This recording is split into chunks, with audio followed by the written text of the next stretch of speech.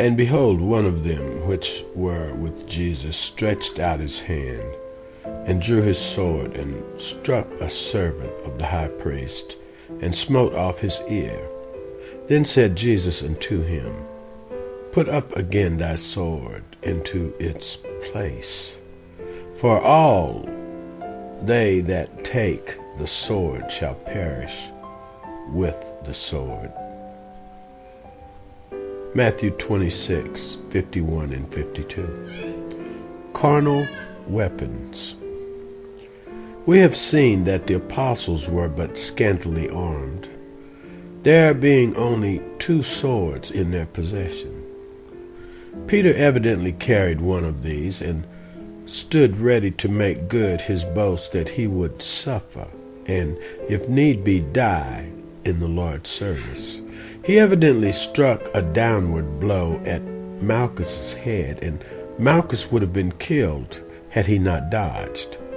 Jesus spoke these words, Suffer ye thus far, to those who held him, asking them to loose him sufficiently to enable him to touch the ear of Malchus. By the healing of Malchus's ear and the words spoken to Peter, Jesus shows that the sword is not to be used either to defend the truth or to advance his kingdom.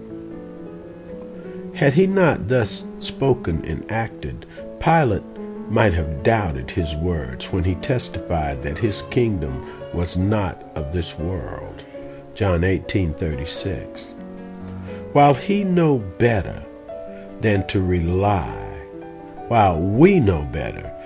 rely upon the aid of the sword for the advance of truth, we are often tempted to put undue trust in other carnal weapons, which are equally futile.